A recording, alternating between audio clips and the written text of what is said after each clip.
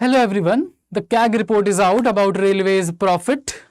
क्योंकि रेलवे ने ऐसा बताया कि हम अब ऑपरेशनली प्रॉफिटेबल हो गए। 98% हमारा ऑपरेशनल कॉस्ट है, तो 2% का प्रॉफिट लगभग 5,000 करोड़ का है।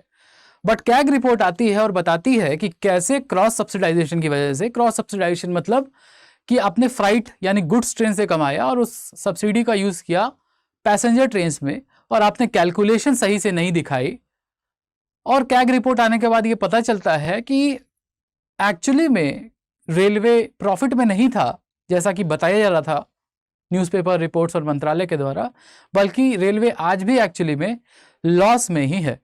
इसी के ऊपर एक एनालिसिस करेंगे हम लोग कि क्या दिक्कतें आई हैं, what were the problems, what are the numbers, कैसे ग्लोबल मॉडल से सीख के हम लोग इसको चेंज कर सकते हैं अप्रोचेस को अपने, और what should be the way forward for India. We will talk about all this, जैसा कि हम लोग करते हैं पूरी एनालिसिस में। So welcome everyone, मेरा नाम है Rishabh and I am economics optional faculty है। तो आगे बढ़ते हैं और पहले एक जनरल आइडिया ले लेते हैं कि what is the news. So the news is very simple. Media ने रिपोर्ट किया कि रेलवे का प्रॉफिट राइज हो रहा है। ठीक है, ओके, लगभग 2500 करोड़ का नेट सरप्लस है। क्यों? क्योंकि operating ratio was 98%, which means that railway was very efficiently operating. कि आप 100 रुपया मतलब अगर आप 100 रुपया बना रहे हैं तो 98 रुपीज़ खर्च कर रहे हैं। जनरली क्या होता था कि अगर रेलवे 100 रुपये बनाती थी तो 110 105 रुपये खर्च करती थी। ठीक है, तो ये दिखाया गया कि नहीं अब हम प्रॉफिटेबल हो गए। बट फिर कैग रिपोर्ट आई, कैग ने ऑडिट किया और पता लगाया कि नहीं एक्चुअली में लगभग 5,250 करोड़ का लॉस है रेलवे को, ना कि कोई प्रॉफिट। यानी लगभग 7,500 करोड़ का, 7,500 करोड़ रुपए का ऊपर नीचे मिसकैलकुलेशन किया गया रेलवे के द्वारा। सो ट्रू ऑपरेटिंग रेशियो क्या था? लगभग 101.33%, और 7,774 crore swing reported from profit to actual loss, यानी लगभग 7,500 करोड़ का गलत कैलकुलेशन किया गया था by the ministry to show that we are in profit. क्या प्रॉब्लम है? प्रॉब्लम है क्रॉस सब्सिडाइजेशन। क्रॉस सब्सिडाइजेशन मतलब जो फ्राइट सर्विस है, यानी जो गुड्स ट्रेन है आपकी, वो लगभग 55,000 करोड़ का प्रॉफिट बनाई, और जो पैसेंजर सर्विस है, ठीक है, जो एसेंशियल्स है, जरूरत है लोगों को, क्योंकि railway is the cheapest mode of transport for many migrant workers, तो वहां पे लगभग 60,000 करोड़ का लॉस देखने को मिला रेलवे को। तो मिलजुल के ये समझ में आता है कि लगभग 5,500 करोड़ का लॉस हुआ है रेलवे को। फ्राइट प्रॉफिट क्या करता है? यूज किया जाता है क्रॉस सब्सिडाइज करने के लिए आपके पैसेंजर व्हीकल्स को, ठीक है, पैसेंजर ट्रेन्स को। तो इसको बोलते हैं हम क्रॉस सब्सिडाइजेशन। की कमा आप यहां से रहे हैं और सब्सिडाइज आप दूसरी जगह कर रहे हैं, ये ठीक है, this is cross subsidisation. Okay, अब इसी के ऊपर एनालिसिस देखते हैं। और क्यों जरूरी है ये ऑप्शनल और जीएस पेपर के लिए? सो गवर्नमेंट बजटिंग में यह काम आएगा। क्रॉस सब्सिडाइजेशन और सब्सिडी आपको समझ में आएगी, फिजिकल ट्रांसपेरेंसी समझ में आएगी, इकोनॉमिक डेवलपमेंट, पब्लिक फाइनेंस, कैसे गवर्नमेंट रेवेन्यू अर्न करती है, और डेवलपमेंटल इकोनॉमिक्स यानी इंफ्रास्ट्रक्चर और सोशल वेलफेयर को कैसे बैलेंस किया जाए।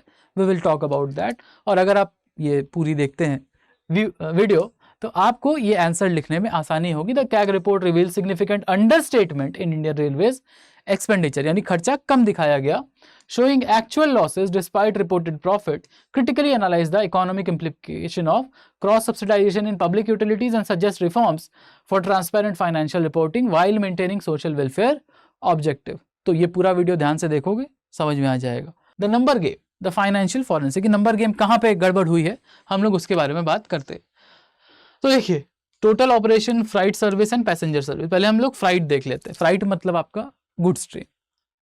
लगभग 1,65,000 करोड़ का रेवेन्यू यहां से हुआ है, और एक्सपेंडिचर 1,11,000 करोड़ का, यानी कि लगभग 55,000 करोड़ का नेट प्रॉफिट। अगर आप कमा ज्यादा रहे, खर्च कम कर रहे हैं तो प्रॉफिट में है आप। तो 55,000 करोड़ का प्रॉफिट फ्राइट ट्रेन से मिला है। वहीं अगर हम पैसेंजर सर्विस की बात करें तो लगभग 75,000 करोड़ कमाई हुई है, और 1,15,000 करोड़ का खर्चा हुआ है, यानी कमा कम रहे हैं और खर्चा ज्यादा कर रहे हैं, तो हमें 60,000 करोड़ का लॉस हुआ है एज पर कैग रिपोर्ट।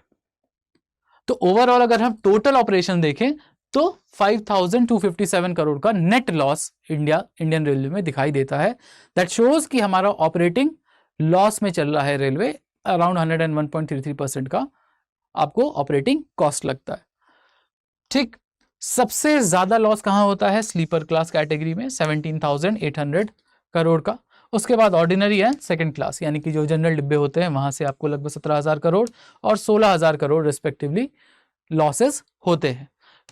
और इसके अलावा अब ये तो हुआ हमारा पैसेंजर ट्रेन की वजह से होने वाला लॉस, क्योंकि ऑब्वियसली रेलवे सब्सिडाइज करता है ट्रैवल को, स्पेशली स्लीपर क्लासेस और जनरल क्लासेस को। इसलिए भी करता है क्योंकि नॉट एवरीवन कैन अफोर्ड कि चलो वंदे भारत में चलते हैं या एयरप्लेन अफोर्ड कर सकते हैं। 80 crore people in India are dependent upon free ration, तो आप उम्मीद नहीं कर सकते कि सब लोग पैसा स्प्लर्ज कर सकते हैं। तो railway is the best, most efficient and cheapest option for such people. But ये तो हुआ पैसेंजर व्हीकल का प्रॉब्लम, पैसेंजर साइड का प्रॉब्लम।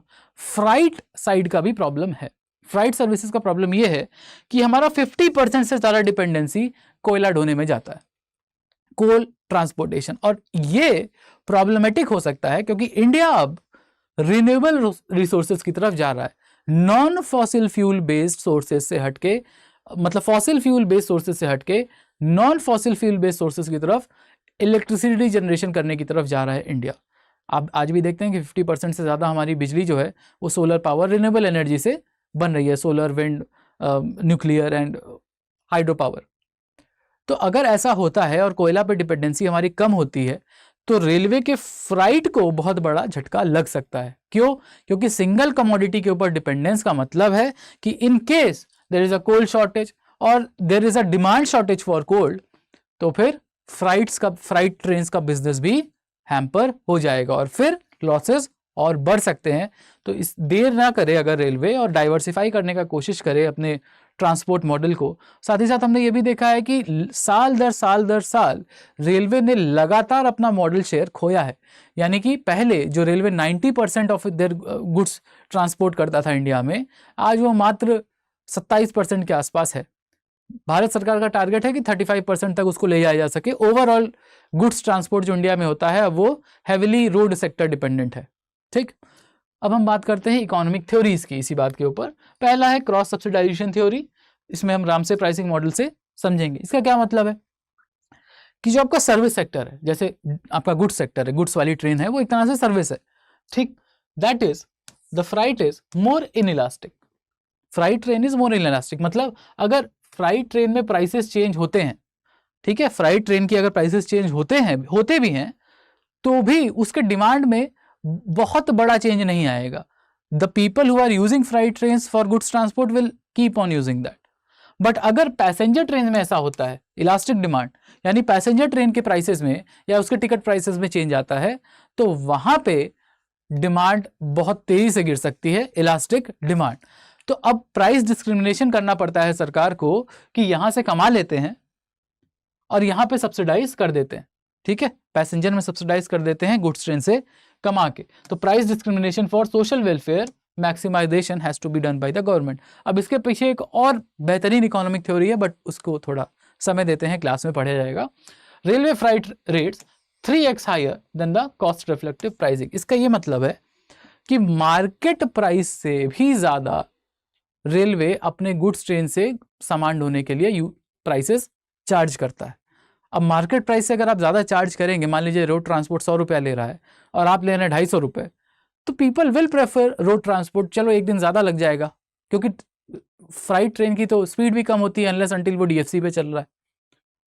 ठीक है, डेडिकेटेड फ्राइट कॉरिडोर पे नहीं है तो आपने देखा होगा कि गुड्स ट्रेन बहुत ही धीरे चलती है। तो टाइम और मनी दोनों अगर ज़्यादा लग रहा है रेलवे से ट्रांसपोर्ट करने में, तो people will prefer what, obviously road transport. तो ये वाली प्रॉब्लम यहाँ आपको दिखाई देगी। और मेरिट गुड थ्योरी की तरफ जाएं अगर, तो पैसेंजर गुड ट्रांसपोर्ट क्या है? मेरिट गुड, यानी लोगों को एक तरह से वेलफेयर गुड है ये। मेरिट गुड यानी वेलफेयर गुड है। सोसाइटी ये बिलीव करती है कि इसको कंज्यूम करना ही पड़ेगा irrespective of the ability to pay, क्योंकि आपको एक जगह से दूसरी जगह जाना है, दूर तक जाना है। तो railway is the best mode of transport for most of the population of India. तो गवर्नमेंट को इंटरवेंशन करना ही पड़ेगा, ये जस्टिफाइड है on the basis of welfare कि सरकार आएगी, इंटरवीन करेगी ही, ताकि इकोनॉमिक इनएफिशिएंसी भले रहे बट वेलफेयर आपका सर्वोपरि रहे, ताकि लोगों को एक जगह से दूसरी लेबर माइग्रेशन में दिक्कत ना हो। ठीक, अगर हम इसी को थोड़ा सा एफिशिएंट करने की कोशिश कर सकते हैं अगर अपने क्रॉस सब्सिडाइजेशन वाले चैलेंजेस को पार पा लेते हैं, एफिशिएंट बना लेते हैं और अपने फ्लाइट मूवमेंट को थोड़ा एफिशिएंट और थोड़ा चीप बना लेते हैं ताकि कॉम्पिटिटिव रहे वो रोड ट्रांसपोर्ट के साथ, तो हो सकता है कि इंडिया में कुछ परिवर्तन आए। और इसको हम 3 एग्जाम्पल से देखते हैं, एक ब्रिटिश रेलवे, एक चाइनीज रेलवे और एक यूरोपियन यूनियन मॉडल। तो generally if you ask me, European union model is the best model. India को यूरोप से सीखने की ज़्यादा ज़रूरत है rather than going with America और एनी अदर कैपिटलिस्ट और communist country, but still we will talk about that.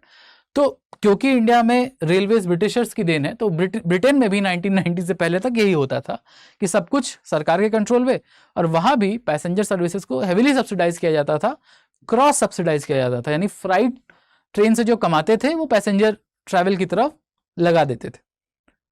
लेकिन बाद में क्या किया गया, इंफ्रास्ट्रक्चर को सेपरेट कर दिया गया ऑपरेशन से, यानी ऑपरेशन मतलब प्राइवेट प्लेयर्स को भी लाया गया। ठीक है, प्राइवेट प्लेयर्स को भी लाया गया ताकि वो फ्राइट, कम से कम गुड्स ट्रेन और कुछ पैसेंजर ट्रेन को साथ में चलाया जा सके, और जो बाकी ट्रेन है जिसको सरकार चला रही है उस पर हम अलग से सब्सिडाइजेशन मतलब सब्सिडी दे देंगे। तो सरकार की सब्सिडी का भी खर्चा कम हुआ और ऑपरेशनल एफिशिएंसी भी बढ़ी because of private sector coming for operations.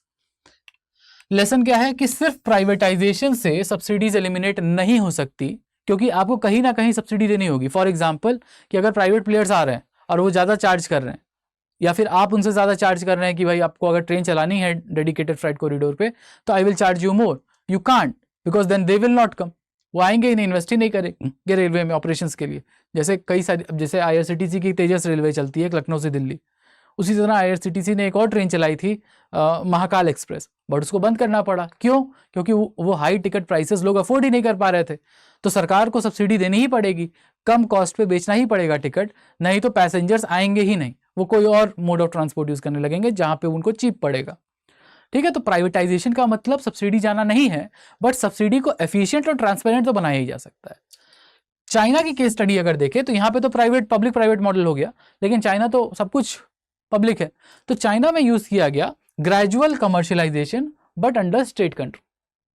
ठीक, यहाँ पे डेट टू इक्विटी स्वैप्स और फंक्शनल सेपरेशन बनाया गया। फंक्शनल सेपरेशन मतलब प्राइवेट प्लेयर्स का अलग, गवर्नमेंट का अलग। जैसे रेलवे है, प्लेटफॉर्म है, मान लीजिए आपका स्टेशन है, तो वहाँ पे कौन सी चीज़ प्राइवेट सेक्टर ऑपरेट करेगा और कौन सा सेक्टर चीज़ गवर्नमेंट ऑपरेट करेगा, उसको सेपरेट किया गया। ये इंडिया में भी ऐसा नहीं है, बट इंडिया में एफिशिएंट नहीं है वो। सोशल ऑब्जेक्टिव मेंटेन करने की कोशिश की जाती है, बट आप देखिए कि जो खाना रेलवे में आपको मिलता है वो ट्रांसपेरेंटली आपको ये प्राइसिंग नहीं मिलेगी, आपको बिल नहीं दिया जाएगा, आपको ये नहीं पता किस वेंडर से वो आ रहा है, आपको ये नहीं, अब कहीं कहीं तो वीडियो भी आ जाती है कि खाने के लिए थोड़ा कंप्लेन कर दिया तो मार पिटाई हो गई। तो एफिशिएंटली और एफिशिएंसी नहीं है और लैक ऑफ अकाउंटेबिलिटी है, ये प्रॉब्लम इंडियन रेलवे में है जो चाइनीज रेलवे में नहीं है। वहां भी स्टेट कंट्रोल है रेलवे के ऊपर। तो ये प्रूफ है चाइनीज रेलवे कि स्टेट ओन्ड रेलवे को भी रिफॉर्म किया जा सकता है, एफिशिएंट बनाया जा सकता है, ट्रांसपेरेंसी अकाउंटेबिलिटी बढ़ा के। अगर हम यूरोपियन यूनियन मॉडल की बात करें तो यहाँ पे मैंडेटरी सेपरेशन है plus open access to everyone. अब जैसे मान लो कि रेलवे लाइंस बिछाई गई है बाय द यूरोपियन यूनियन या गवर्नमेंट, बट उसके ऊपर एक्सेस करने का राइट सबके ऊपर है, चाहे वो प्राइवेट हो चाहे वो पब्लिक सेक्टर हो। ठीक, पब्लिक सर्विस ऑब्लिगेशन ये है with transparent funding and competition in freight plus protected passenger service. मतलब फ्राइट मॉडल में पब्लिक सेक्टर और प्राइवेट सेक्टर दोनों काम कर रहा है और पैसेंजर सेक्टर को सेपरेट किया गया है ताकि वहां पे पैसेंजर्स की सहूलियत के लिए गवर्नमेंट कंट्रोल बना रहे। ठीक है, protected passenger service for the welfare वो इंडिया भी कर सकता है, यानी कि अपने फ्राइट मॉडल को पब्लिक प्राइवेट कर दे और कॉम्पीट करे। अगर कम्पीट करेगा तो एफिशिएंसी बढ़ेगी कि भाई कौन वाली ट्रेन ज़्यादा बेहतर तरीके से, या कौन वाली गुड्स ट्रेन, प्राइवेट प्लेयर वाली गुड्स ट्रेन या पब्लिक सेक्टर वाली गुड्स ट्रेन, कौन सा ज़्यादा बेहतर टाइमली एफिशिएंटली पहुंचा देती है बिना सामान को डैमेज किए हुए। प्लस वहाँ पे प्राइसेस भी मार्केट प्राइसेस द्वारा कंट्रोल किए जाएंगे, यानी डिमांड भी बढ़ सकती है मॉडल। ठीक है, एप्लीकेशन क्या है, India could adopt selective liberalisation, यानी कुछ कुछ रूट्स पे जो हैवी रूट्स हैं वहाँ पे प्राइवेट प्लेयर्स को कम से कम गुड्स ट्रेन चलाने का मौका दिया जाए ताकि एक फेयर कंपटीशन बने मार्केट। ठीक, okay, so ripple effect, economic and policy impact क्या हो सकता है। इमीडिएट इकोनॉमिक कॉन्सिक्वेंस क्या हो सकता है कि जो फिजिकल इंपैक्ट है, जो हिडन हमारा 5000 करोड़ का बर्डन है, ठीक, गवर्नमेंट फाइनेंस का, वो थोड़ा सा ऊपर नीचे हो सकता है, बट फिस्कल स्पेस बाकी डेवलपमेंट की प्रायोरिटीज के लिए नहीं बचता, क्योंकि अगर ज़्यादातर चीज़ें आप सब्सिडाइज कर रहे हैं उठा के कि गुड्स से कमा रहे हैं और क्रॉस सब्सिडाइज कर रहे हैं पैसेंजर को, तो रेलवे डेवलपमेंट, रेलवे का इंफ्रा डेवलपमेंट लाइक नए पटरियां बिछाना, अपग्रेड करना सिग्नल सिस्टम को, उसके लिए पैसे नहीं बचते। ठीक, उसके अलावा the debt sustainability concern is also there, because if the railway is always operating in losses, how it will return the principal amount और the debt amount to the banks अगर वो डेट लेता है तो। मार्केट डिस्टॉर्शन की अगर बात की जाए तो artificially high freight rates driving traffic to road transport, ये हमने बात की ही हुई है कि अगर आप महंगा बेच रहे हैं, 100 अगर आपको 100 लेना था आप 250 ले रहे हैं, ठीक, तो आप अपना शेयर खोते जाएंगे। इसीलिए मॉडल शेयर का डिक्लाइन हुआ है और लगभग 27% बचा है बस, यानी more than 70% of the transportation of goods is taken care by the road transport. सोच के देखो इस बात को, कभी 80% के आसपास था। अब इसको सरकार बढ़ा के 35% करना चाहती है बाय 2030। इन्वायरमेंटल कॉस्ट क्या है? Increase carbon emission from road transport is also there. और इन्वेस्टमेंट मिसएलोकेशन की अगर बात की जाए तो under investment in passenger safety, क्यों? क्योंकि आप खर्चा कहाँ कर रहे हैं? सब्सिडी देने में। Over confident expansion without any efficiency improvement in railway, यानी आप ट्रेन चलाते जा रहे हैं बट आप अपग्रेड नहीं कर रहे हैं अपने ट्रैक सिस्टम्स को। और टेक्नोलॉजी एडॉप्शन में delay. Long term strategic risk क्या है? क्रेडिबिलिटी रिस्क आ जाएगा। ठीक है, अगर बार बार ऐसे गलत तरीके से फाइनेंशियल रिपोर्टिंग की गई तो कोई भी पब्लिक सेक्टर यूनिट, इवन जो लिस्टेड पब्लिक सेक्टर यूनिट्स है, उनके ऊपर भी क्रेडिबिलिटी रिस्क आ जाएगा कि सिर्फ वो प्रॉफिट दिखाते हैं, एक्चुअल में प्रॉफिट होता नहीं है अनलेस अंटिल ऑडिट हो। रिफॉर्म मोमेंटम लॉस होता है, क्यों? Due to false performance signals and international competitiveness decline in the logistics sector, क्योंकि आप लॉसेज में चल रहे हैं तो आप कंपीट कर ही नहीं सकते। ठीक है, तो वे फॉरवर्ड क्या है? इमीडिएट रिफॉर्म अगर करना है तो क्या करना पड़ेगा? आपको क्रॉस सब्सिडाइजेशन को फुल्ली डिस्क्लोज करना पड़ेगा, ट्रांसपेरेंट होना पड़ेगा। Profit and loss statement segment wise should be there and international accounting standard should be maintained by the railways. उसके लिए कैग का इंतजार करने की जरूरत ना पड़े, आप ट्रांसपेरेंट रहिए अपने जनता को के प्रति। और ग्रेजुएटेड फेयर रैशनलाइजेशन, यानी कि मार्केट प्राइसिंग की जाए एसी क्लासेस की। ठीक, subsidise rate for general sleeper classes with budget allocation. ऐसा ना हो कि क्रॉस सब्सिडाइज कर रहे हैं कि रेलवे कमा रहा है और वहीं से डाइवर्ट कर दे रहा है, नहीं, अलग से उसको बजट में आप स्पेसिफाई करिए that we are giving subsidies, ताकि मेंटेन रहे रिकॉर्ड्स। और dynamic pricing system should be there for premium trains. और मीडियम टर्म यानी फ्राइट मार्केट में रिफॉर्म कर सकते हैं ताकि प्राइवेट फ्राइट ऑपरेटर्स को ओपन एक्सेस मिले। Marginal cost pricing for track access. Marginal cost मतलब जितना आप ट्रैक यूज कर रहे हैं उतना आपको खर्चा लगेगा, पूरे आपको रूट का पैसा ना देना पड़े। Competition driven efficiency improvement. Technology integration should be there. AI driven traffic optimisation. Predictive maintenance. Traffic optimise जैसे कवच सिस्टम है, RFID सिस्टम है, उसको थोड़ा सा और मॉडिफाई करके AI सिस्टम के साथ ऑप्टिमाइज किया जा सके, ऑपरेशनल कॉस्ट को कम किया जा सके। और साथ ही साथ डिजिटल पेमेंट सिस्टम में रेवेन्यू कलेक्शन को इंप्रूव किया जा सके, डिजिटल पेमेंट सिस्टम को इंटीग्रेट करके और बेहतर तरीके से। तो सक्सेस मैट्रिक क्या होगा? जब हमारा ऑपरेशनल रेशियो 95% के नीचे आ जाए, मतलब हर 100 रुपए जो रेलवे कमा रही है उसमें 95 रुपीज से कम खर्च कर रही है, यानी 5% से ज्यादा का उसको ऑपरेशनल प्रॉफिट हो रहा है, that will be a success. Model share को 35% तक रिकवर करना है 2030 तक, और पैसेंजर सेटिस्फैक्शन को ग्लोबल स्टैंडर्ड्स पे लेके जाना है, जो कि इस समय काफी हिला हुआ रहता है, क्योंकि कभी खाने में कुछ मिल जाता है, कभी कोई दिक्कत हो जाती है, कभी बहुत सारे लोग AC डब्बे में चढ़ जाते हैं। तो ये वाली जो प्रॉब्लम्स है and lack of support from the railway staff, उसको भी देखना होगा ताकि कस्टमर सेटिस्फैक्शन को भी एक बेंचमार्क, ग्लोबल बेंचमार्क सेट किया जा सके। So this is how you can write the answer जो हम लोग पहले डिस्कस किए थे। How do you like it? अगर आज के लेक्चर से थोड़ा नॉलेज में वैल्यू एडिशन हुआ है तो do like and share this. आपका कोई सजेशन है तो कमेंट करिएगा जरूर।